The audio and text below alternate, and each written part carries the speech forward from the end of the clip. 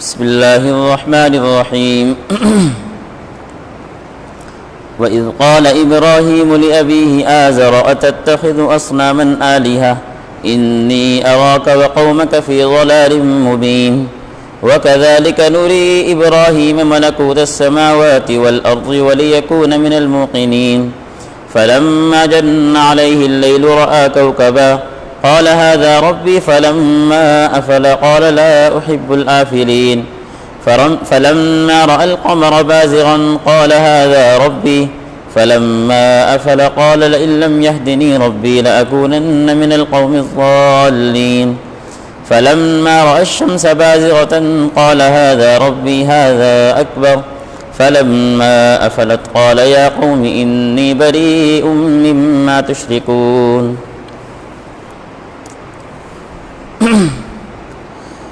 ساتویں سپارے کی آیت ہے، 15واں رکوع ہے۔ اس رکوع میں اللہ رب العزت نے حضرت ابراہیم علیہ السلام نے جو اپنی قوم اور والد کے ساتھ توحید پر مناظرہ کیا تھا وہ مناظرہ ذکر کیا ہے، اور حضرت ابراہیم علیہ السلام کا انداز دعوت ذکر کیا ہے۔ ابراہیم علیہ السلام کی والد کا نام بعض حضرات کہتے ہیں کہ آزر تھا، لیکن بعض کہتے ہیں کہ نہیں، آزر نہیں، آزر آپ کے چچا کا نام تھا، آپ کے والد کا نام طارق تھا، اور راجع بھی یہی ہے۔ اب یہاں پر والد کو، پھر چچا کو والد کی جگہ پہ کیوں ذکر کیا؟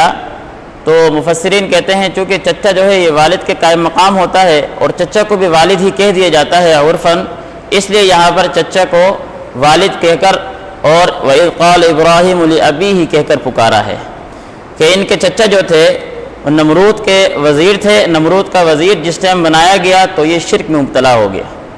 شرک میں مبتلا ہونے کی وجہ سے ابراہیم علیہ السلام نے پھر اپنے چچا کو دعوت دی۔ اب یہاں پر جو ہمیں سبق ملتا ہے، پہلا سبق، ابراہیم علیہ السلام نے سب سے پہلے اپنے گھر والوں کو دعوت دی۔ وَإِذْ قَالَ إِبْرَاهِيمُ لِأَبِيهِ آزر، قوم کی طرف بعد میں گئے، دعوت کی ابتدا اپنے گھر اور خاندان سے کی ہے۔ یہی آپ علیہ السلام کا حکم تھا وَأَنذِرْ عَشِيرَتَكَ الْأَقْرَبِينَ کہ اپنے خاندان والوں کو ڈرانا شروع کریں۔ پہلے جو دعوت ہے وہ پہلے اپنے خاندان سے ہے، بعد میں پھر قوم کو دعوت دی جاتی ہے۔ دوسری چیز جو ہمیں سمجھ آتی ہے کہ ابراہیم علیہ السلام عمر میں چھوٹے تھے، آزر باپ ہو یا چچا ہو عمر میں بڑے تھے۔ بڑے کو دعوت دینا، مفسرین یہ کہتے ہیں کہ اگر بڑا خاندان کا کوئی معزز آدمی وہ غلط راہ پر چل رہا ہو تو اس کو صحیح دعوت دینے میں کوئی حرج نہیں، یہ بے ادبی نہیں کہلائے گا، اس لیے بڑے کو دعوت دینے میں حرج کوئی نہیں ہے۔ تیسری بات جو ہمیں سمجھ آ رہی ہے کہ ابراہیم علیہ السلام نے عجیب بات فرمائی، کہا انی اراک وقومک فی ضلال مبین، کہ میں دیکھ رہا ہوں آپ کو اور آپ کی قوم کو۔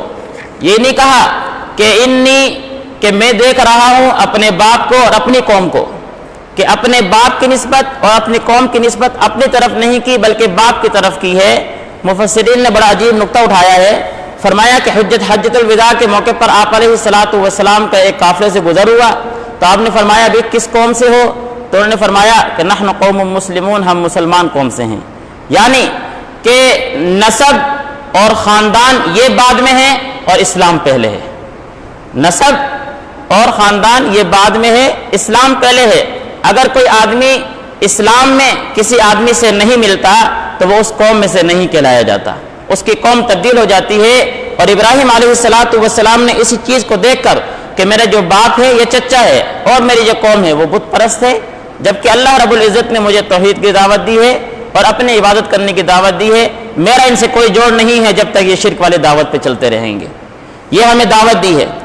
فرمایا وَإِذْ قَالَ إِبْرَاهِيمُ لِأَبِيهِ آزَرَ أَتَتَّخِذُ أَصْنَامًا آلِهَةً، جب ابراہیم علیہ السلام نے کہا اپنے باپ آزر کو کہ میں دیکھتا ہوں کہ آپ نے بتوں کو اپنا معبود بنا لیا ہے۔ إِنِّي أَرَاكَ وَقَوْمَكَ فِي ضَلَالٍ مُبِينٍ، میں دیکھ رہا ہوں آپ کو اور آپ کی قوم کو کہ آپ واضح گمراہی میں ہیں، کھلی گمراہی میں ہیں۔ پھر ابراہیم علیہ السلام نے آگے دعوت دی، تین چیزوں کی دعوت دے کر ابراہیم علیہ السلام نے عقلی دلائل دے کر سمجھایا کہ ان کی جو قوم تھی اور بت پرست کے ساتھ ساتھ ستاروں کی عبادت کیا کرتے تھے، چاند کی عبادت کرتے تھے، سورج کی عبادت کرتے تھے۔ تو تینوں چیزوں کو دے کر سمجھایا، فرمایا کہ کیا تم ستاروں کو نہیں دیکھتے کہ ستارہ ابھی نکلا ہے اور یہ کچھ ہی دیر کے بعد غائب ہو جائے گا؟ تو یہ کیسا معبود ہے جو تمہاری رہنمائی نہیں کر رہا بلکہ خود بھی کیا ہے اپنے ظاہر ہونے میں چھپنے میں کسی کا محتاج ہے۔ دوسری دعوت دی، چاند کو دیکھو، چاند رات کو چمکتا ہے، جیسی صبح ہوتی ہے غائب ہو جاتا ہے۔ تو یہ کیسا معبود ہے جو اپنے نکلنے میں، اپنے چمکنے میں اور چھپ جانے میں یہ خود کسی کا محتاج ہے، خود کس طرح معبود بن گیا۔ تیسری، فلما رأى الشمس، سورج کو نہیں دیکھتے، کتنی بڑی ٹکیا ہے، پوری دنیا کو یہ روشن کرتا ہے، لیکن اپنی روشنی میں اور اپنی روشنی کے مدم میں یہ خود کیا ہے کسی کا محتاج، یہ معبود کس طرح بن جائے گا، سمجھایا۔ مفسرین نے یہاں پر نقطہ یہ اٹھایا ہے کہ ابراہیم علیہ السلام نے جو قوم کو انداز دعوت دینے کے جو طریقے اختیار کیا ہے وہ قوم کے ذہنیت کو دیکھ کر کہ قوم کی ذہنیت کس چیز کو سمجھتی ہے، قوم کی ذہنیت اس بات کو تسلیم کرتی ہے اگر کسی چیز پر غروب آ رہا ہے تو یہ اس کے زوال کی علامت ہوا کرتا ہے۔ ستارہ غروب ہو رہا ہے، چاند غروب ہو رہا ہے، سورج غروب ہو رہا ہے، عوام یہ سمجھتی ہے کہ جو چیز غروب ہو سکتی ہے وہ زوال بھی ہو سکتی ہے، وہ ختم بھی ہو سکتی ہے۔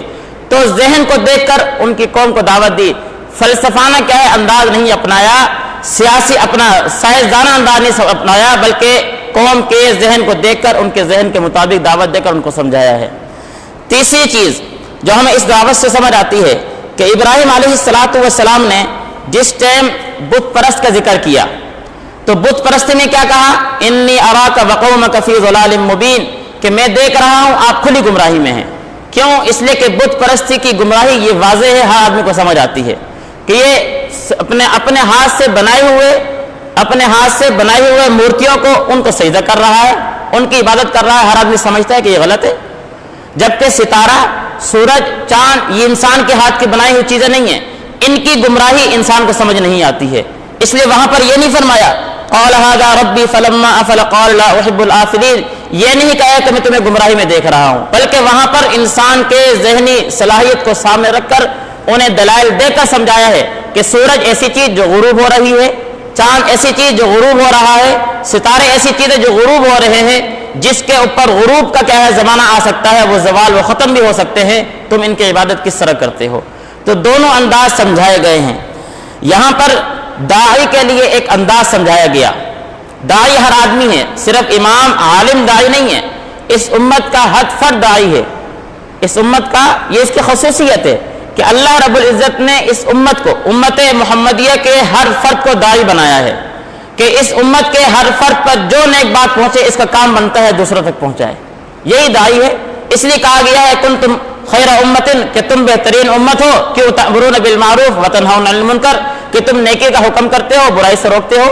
تو اس امت کا ہر جو فرد ہے، ہر آدمی وہ داعی ہے، اس کو انداز سمجھایا جا رہا ہے کہ داعی کا انداز اس طرح کا ہونا چاہیے کہ کہاں پر اگر سخت انداز رکھنے کا موقع ہو تو انسان سختی دکھائے، اگر نرم انداز رکھنے کا موقع ہو تو انسان نرمی دکھائے۔